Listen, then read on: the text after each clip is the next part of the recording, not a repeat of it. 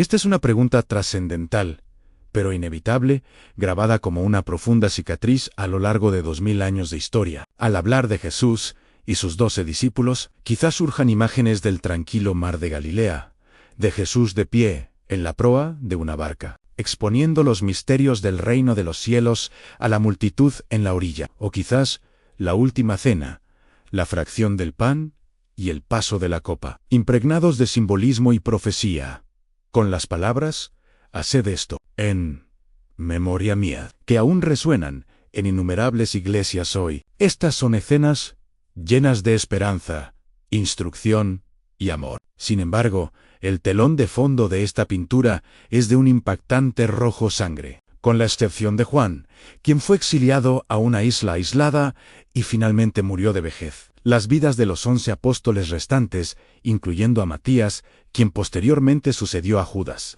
y Pablo, quien se autodenominó el menor de los apóstoles, casi sin excepción, terminaron en una brutal ejecución. Fueron apedreados, descuartizados, desollados, aserrados en dos y crucificados boca abajo. Estas torturas, que aún hoy nos horrorizan, fueron el destino final de quienes habían pasado tiempo con Jesús y escuchado el sermón de la montaña de primera mano. ¿Por qué? ¿Qué fuerza los transformó de simples pescadores, recaudadores de impuestos y celotes en mártires intrépidos, dispuestos a sacrificar sus vidas por su fe? ¿Por qué, como discípulos de una escuela filosófica, no abandonaron sus enseñanzas tras la muerte de su maestro, ni escribieron libros y vivieron sus días en paz? ¿Por qué eligieron un camino tan trágico y, a los ojos del mundo, imprudente? Para desentrañar este misterio, debemos mirar más allá del momento de su muerte. Debemos regresar al inicio de la historia,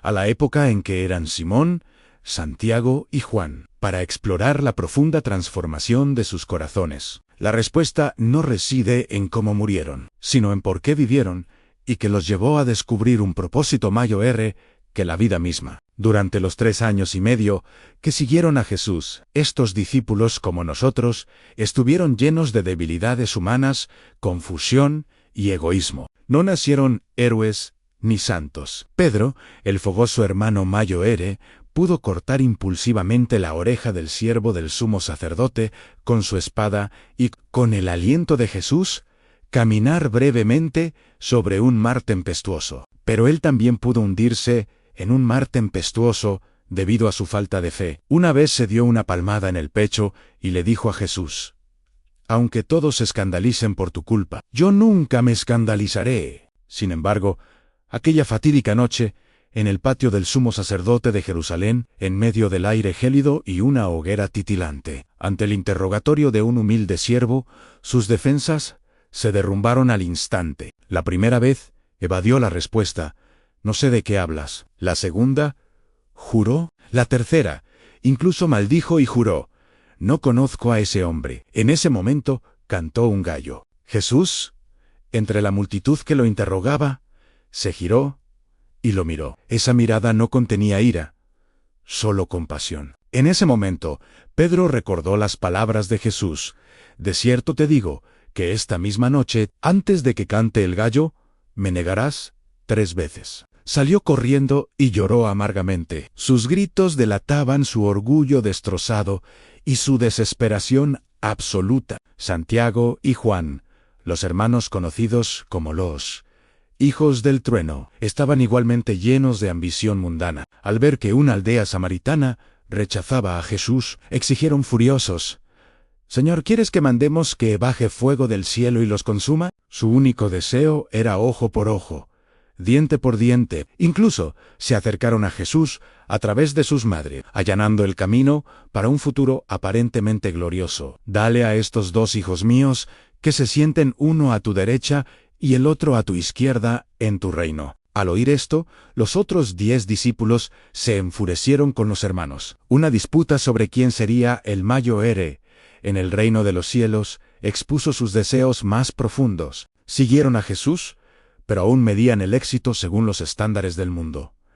Jesús tuvo que enseñarles: «No saben lo que piden. ¿Pueden beber la copa que yo bebo?». En ese momento, probablemente no entendían que la copa no era un trofeo de gloria, sino un bautismo de sufrimiento. Y luego, estaba Tomás, el discípulo pragmático e incluso pesimista, cuando Jesús decidió visitar a Lázaro, que yacía muerto, en Betania, donde los judíos intentaban apedrearlo. Tomás les dijo a los demás discípulos: «Vayamos también nosotros, para que muramos con él». Vio el peligro, pero no la posibilidad de un milagro. Cuando llegó la noticia de la resurrección de Jesús, y todos los discípulos declararon con alegría: «Hemos visto al Señor», la razón de Tomás se apoderó de él. Declaró con firmeza: «Si no veo en sus manos la señal de los clavos, y meto mi dedo en el lugar de los clavos, y meto mi mano en su costado, no creeré». No necesitaba testimonios de segunda mano, sino pruebas tangibles e irrefutables. Eran un grupo de personas que discutían, temían y dudaban. Malinterpretaban el verdadero significado del reino de los cielos, de Jesús, creyendo que se trataba de un reino terrenal venidero que derrocaría el dominio romano. Así que cuando Jesús fue arrestado en el huerto de Getsemaní, y las antorchas de los soldados y sacerdotes iluminaron los rostros aterrorizados de sus discípulos, el relato bíblico es contundente. Entonces, todos sus discípulos lo abandonaron y huyeron. En ese momento, estaban aterrorizados, confundidos y completamente derrotados ante el Mesías, en el que habían depositado tantas esperanzas, el Maestro capaz de obrar milagros, calmar la tormenta y alimentar a 5.000 personas. Era llevado atado como un prisionero indefenso. Sus 3 años de seguimiento parecían una broma colosal. Su fe, destrozada por la cruda realidad de la situación, se hizo añicos. Si la historia hubiera terminado allí, los 12 apóstoles probablemente se habrían dispersado y habrían vuelto a sus viejas costumbres. Pedro y Andrés podrían haber regresado al mar de Galilea, echando y recogiendo sus redes día tras día, contando de vez en cuando a sus hijos y nietos, con un toque de desconcierto y arrepentimiento, la historia del extraño rabino llamado Jesús. Mateo podría haber regresado a su libro de contabilidad, ahogando su anterior entusiasmo por el cálculo del dinero. Se habrían convertido en una nota al pie de la historia, gente común atraída por los sueños de un idealista fracasado, solo para volver a la realidad. Sin embargo, una mañana, el curso de la historia dio un giro drástico. El acontecimiento central de este cambio fue la resurrección de Jesús. No se trataba de un concepto filosófico abstracto ni de un sustento espiritual. Para quienes lo presenciaron, fue un acontecimiento real que podían tocar, conversar e incluso comer. Ese domingo por la mañana, antes del amanecer, María Magdalena y varias otras mujeres, con perfume, se dispusieron a ungir el cuerpo de Jesús. Por el camino, se preocuparon por quién las ayudaría a retirar la piedra que bloqueaba la entrada del sepulcro. Pero al llegar, encontraron la piedra ya retirada y el sepulcro vacío. Un ángel se les apareció y les anunció la conmovedora noticia: «No está aquí, ha resucitado», como dijo. Rebosantes de alegría, corrieron a contárselo a los discípulos. Pedro y Juan, al oír esto, corrieron inmediatamente al sepulcro. Juan, más joven y rápido, llegó primero, pero solo echó un vistazo dentro y vio los lienzos aún allí. Pedro llegó poco después y entró directamente en el sepulcro. Vio no solo los lienzos,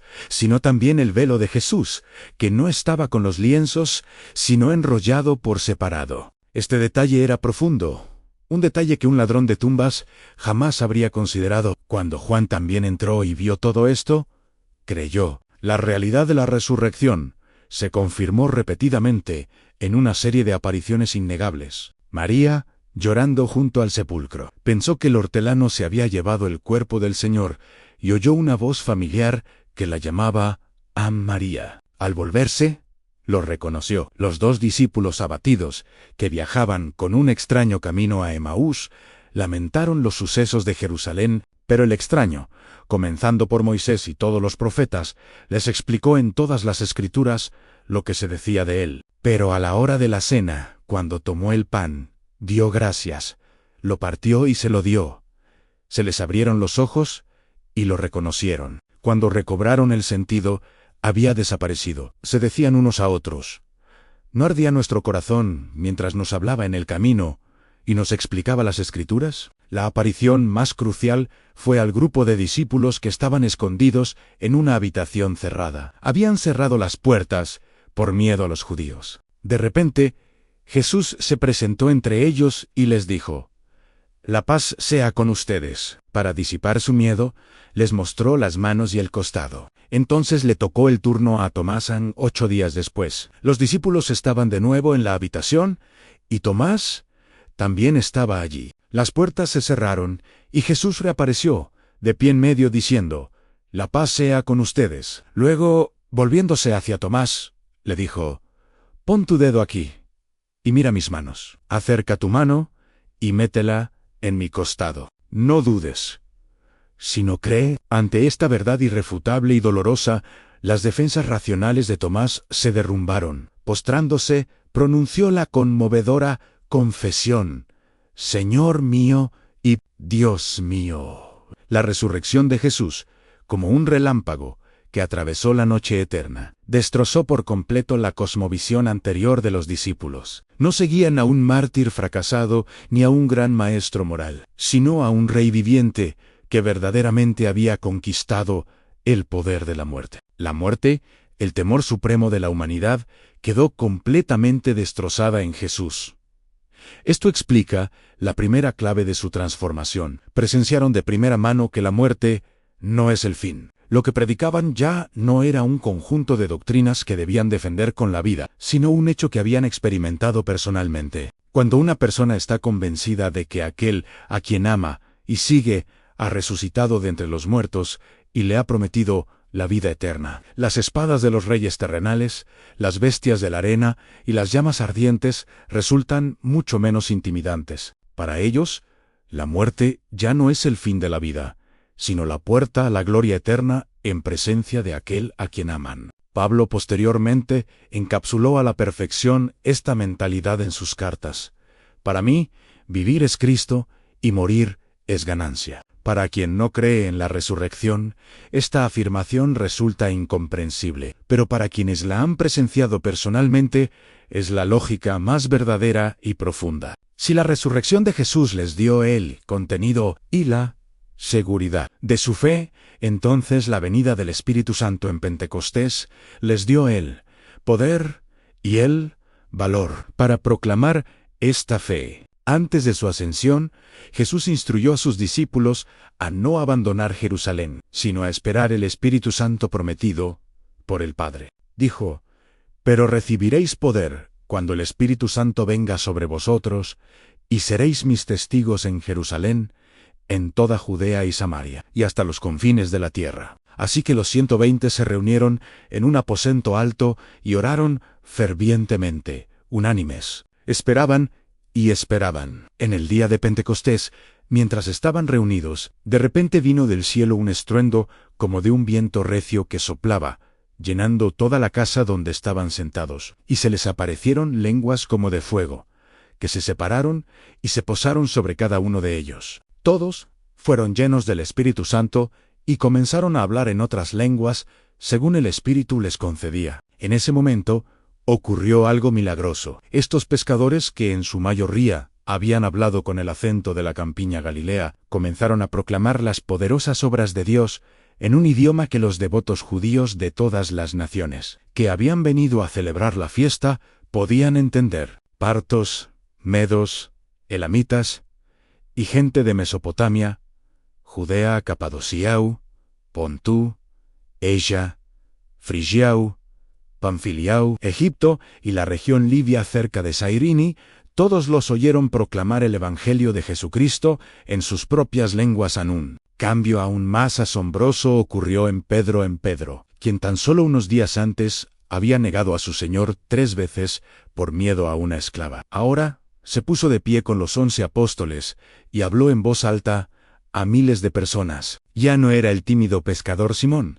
sino el poderoso apóstol Pedro, citando al profeta Joel del Antiguo Testamento y los salmos del rey David. Demostró clara y lógicamente que Jesús de Nazaret, a quien habían crucificado, era el Mesías prometido. Sin asomo de temor, habló directamente al pecado más profundo del pueblo. Sepa, pues, con certeza toda la casa de Israel, que a este Jesús, a quien ustedes crucificaron, Dios le ha hecho Señor y Cristo. Sus palabras traspasaron los corazones de sus oyentes como una espada afilada. La multitud, conmovida hasta el corazón, preguntó a Pedro y a los demás apóstoles: «Hermanos, ¿qué haremos?». Pedro respondió: «Arrepiéntanse y bautícese cada uno de ustedes en el nombre de Jesucristo para perdón de sus pecados, y recibirán el don del Espíritu Santo». Ese día, unas 3.000 personas respondieron a sus palabras. Desde ese momento, los apóstoles parecieron estar infundidos de nueva vida. Ya no eran personas temerosas que se escondían tras puertas cerradas, sino proclamadores que salían a las calles, entraban en los templos y salían al mundo. El mensaje central que proclamaban era simple, pero subversivo, y fue este mensaje el que los impulsó paso a paso a su martirio final. ¿Cuál era este mensaje? En primer lugar, desafiaba directamente a la autoridad religiosa de la época. En el templo y las sinagogas, donde se reunían los judíos, los apóstoles predicaron repetidamente: «Este Jesús, a quien ustedes rechazaron y asesinaron, es el Mesías, el anhelado generación tras generación de los israelitas. En ningún otro hay salvación, porque no hay otro nombre bajo el cielo, dado a los hombres, por el cual podamos ser salvos». Esto era intolerable para el Sanedrín judío, encabezado por el sumo sacerdote. Acababan de utilizar todos los medios políticos y religiosos para crucificar a Jesús y declararlo un engañador blasfemo. Ahora, los discípulos de Jesús afirmaban que había resucitado y era el único Salvador. Esto equivalía a acusar a todo el liderazgo judío de cometer el atroz crimen de asesinar al rey ungido de Dios. Esto no solo negaba por completo su autoridad, sino que también amenazaba directamente su posición. La persecución no tardó en sobrevenir. Pedro y Juan sanaron a un cojo en la puerta hermosa del templo y predicaron a la multitud. Como resultado, fueron arrestados por los sacerdotes, el jefe del templo y los saduceos, y encarcelados. Al día siguiente,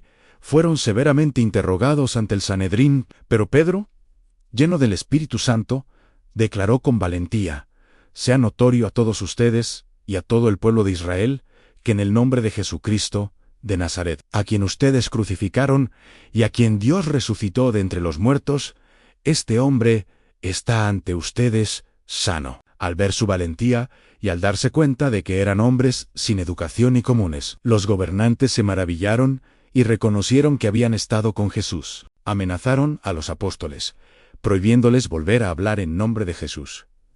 Pero la respuesta de Pedro y Juan reafirmó la determinación de innumerables mártires.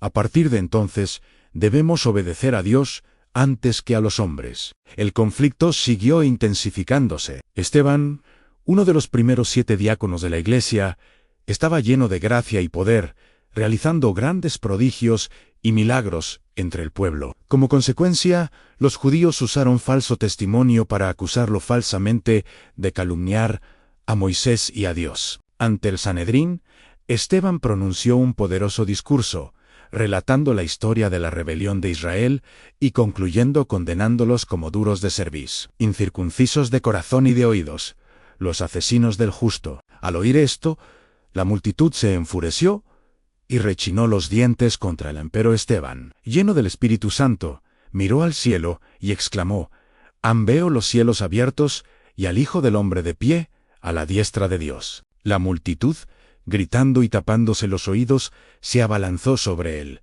lo arrastró fuera de la ciudad y lo apedreó. En sus últimos momentos, se arrodilló y exclamó: «Señor, no les tomes en cuenta este pecado». Y luego: «Señor Jesús, recibe mi espíritu». Su martirio marcó el sangriento preludio del destino que pronto le sobrevendría a los apóstoles. Poco después, el apóstol Santiago, hermano de Juan, se convirtió en el primero de los 12 apóstoles en ser martirizado por el rey Herodes Agripa. La Biblia registra que Herodes hizo esto para complacer a los judíos. En segundo lugar, desafió fundamentalmente el orden político del Imperio Romano. El Imperio Romano permitía a los diversos pueblos, bajo su dominio, adorar a sus propios dioses, pero con un requisito indispensable: todos debían reconocer la supremacía de César, ofrecerle sacrificios y llamarlo Señor. Este era un medio político para mantener la unidad imperial y el núcleo de la religión civil romana. Sin embargo, el núcleo del evangelio predicado por los apóstoles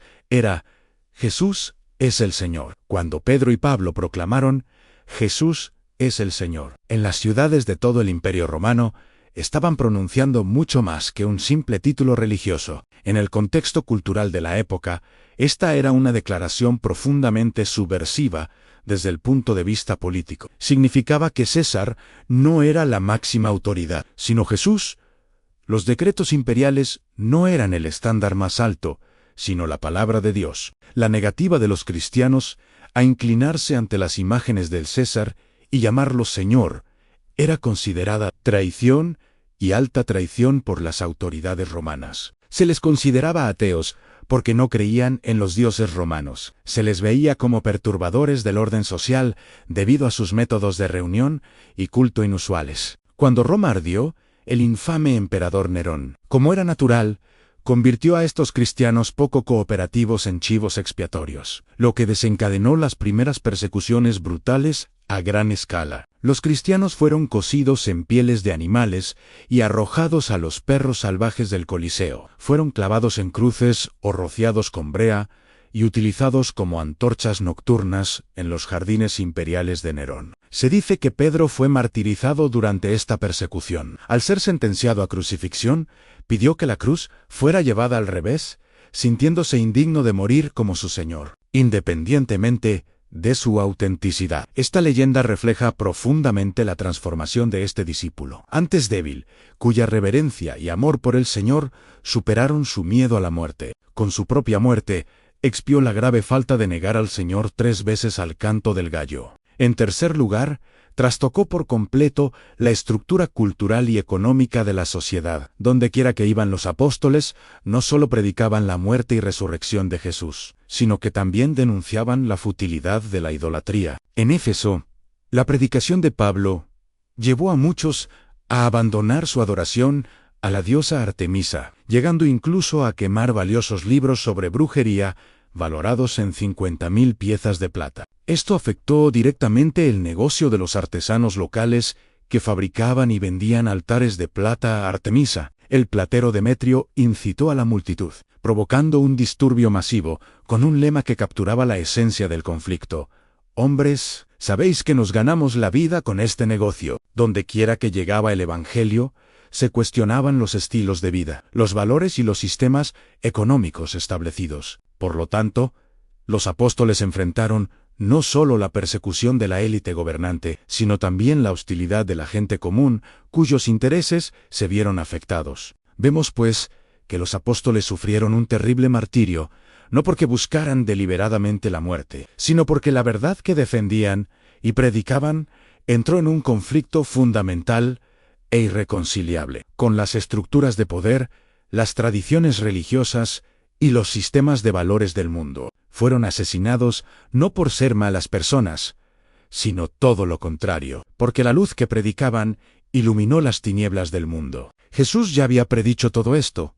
Están sí, el mundo los odia. Sepan que me odió a mí antes que a ustedes. Si fueran del mundo, el mundo amaría lo suyo, pero porque no son del mundo, sino que yo los elegí del mundo.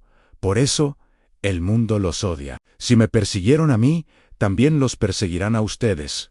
También dijo: los expulsarán de las sinagogas. Llegará un tiempo en que cualquiera que los mate pensará que rinde un servicio a Dios. Su martirio fue la consecuencia inevitable de su predicación. No podían transigir. ¿Cómo podían decirles a los líderes judíos: de acuerdo, Jesús es solo un profeta, no el Mesías? ¿Cómo podían decirles a los funcionarios romanos: de acuerdo, reconozco a César como Señor, y Jesús también lo es? ¿Cómo podían haberles dicho a los plateros de Éfeso: ustedes continúan adorando a sus ídolos, pero nosotros creemos en Jesús de corazón? Si lo hubieran hecho, el evangelio que predicaban habría perdido su autenticidad y singularidad, y la resurrección que presenciaron se habría convertido en un fraude. Con sus propias vidas dieron crédito definitivo a cada palabra que predicaron. Examinemos el destino de cada uno de ellos. Aunque muchos detalles provienen de la tradición de la Iglesia primitiva,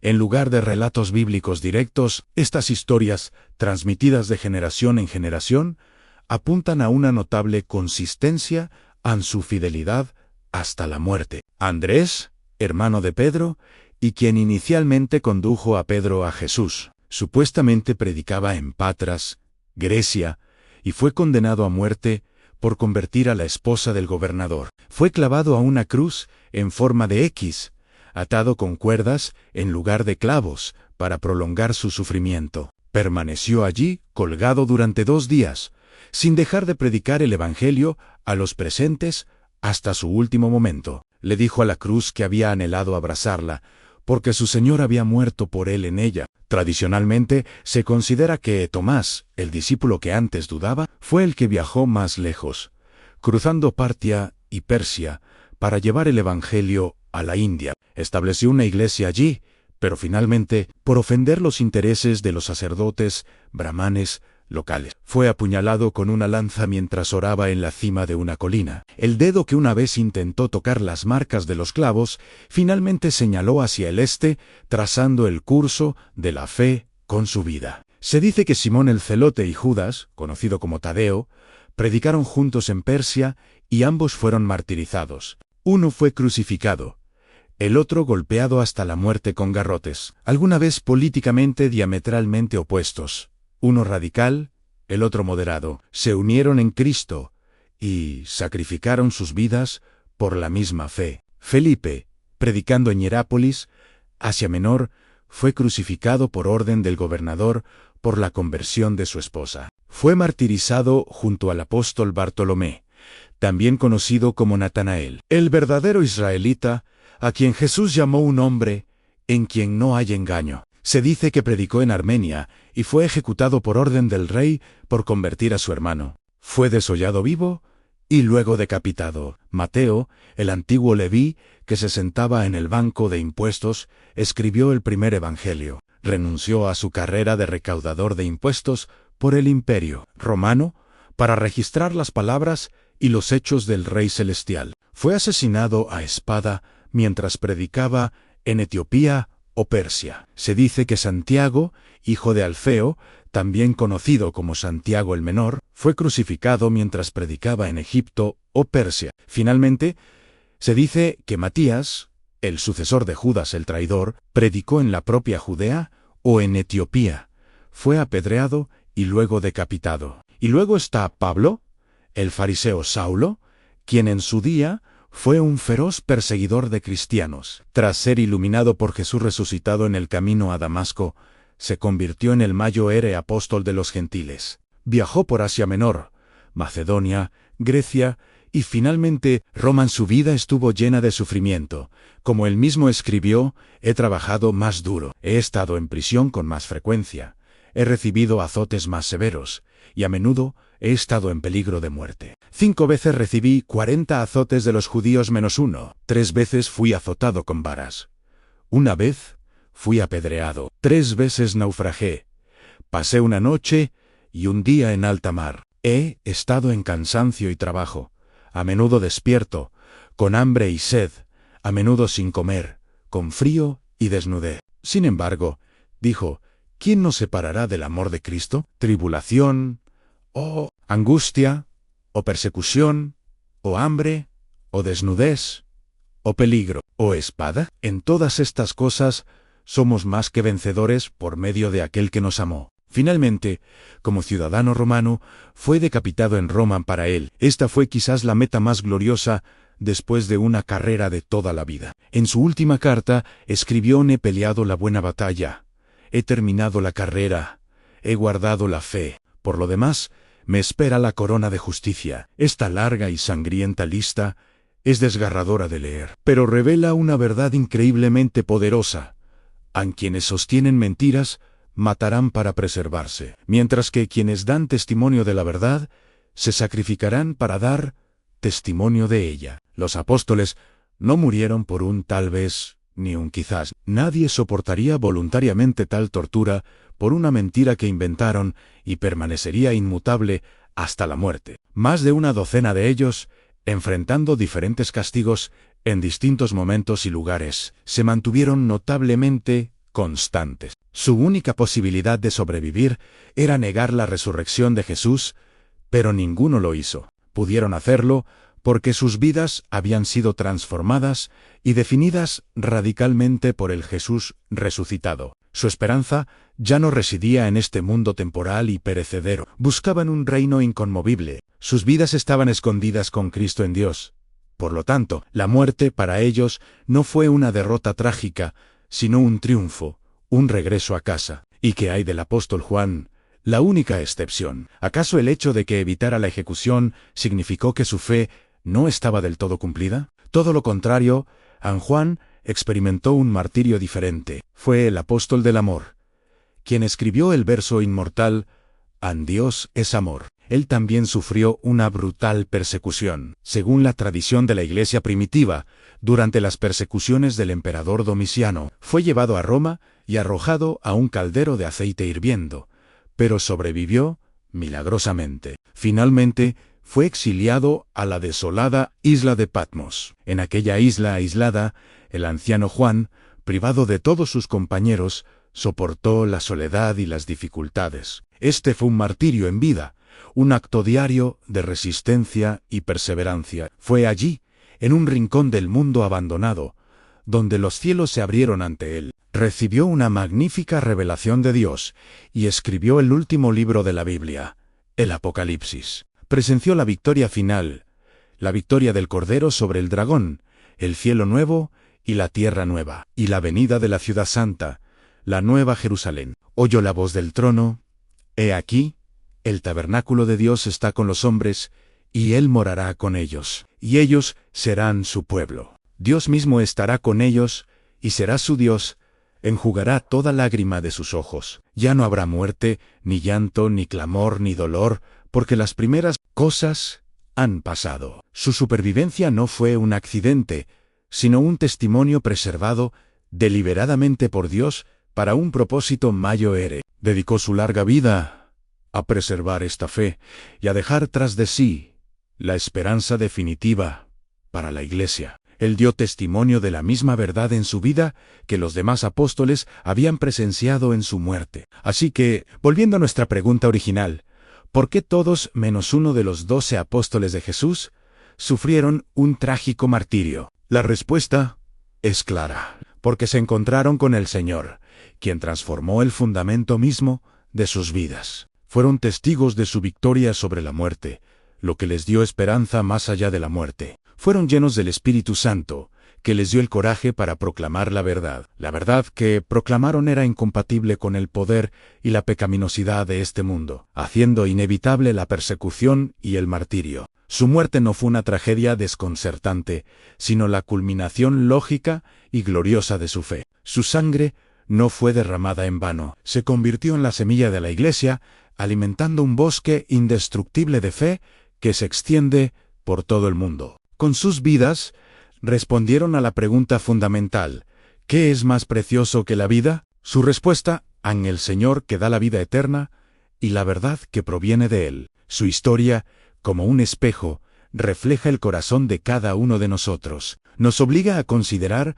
si existe una fe en nuestras vidas por la que estemos dispuestos a sacrificarlo todo. ¿Es esta fe lo suficientemente verdadera como para enfrentar nuestros miedos más profundos? La trayectoria vital de los apóstoles, de la debilidad a la fortaleza, de la duda a la convicción, de la huida al martirio, es en sí misma un milagro supremo. Nos enseña que existe un poder que puede transformar por completo una vida, una esperanza que puede triunfar ante la muerte. Su martirio no es el final, sino la estrofa más resonante de su himno eterno. Si la reflexión de hoy te ha ayudado a comprender mejor esta fe que trasciende la vida y la muerte, o te ha inculcado un respeto más profundo por estos apóstoles aparentemente ordinarios que vivieron vidas extraordinarias, no dudes en darle a me gusta y suscribirte. Comparte también esta reflexión con otros, porque en nuestra búsqueda del sentido de la vida, todos necesitamos la luz que proviene de las profundidades de la historia,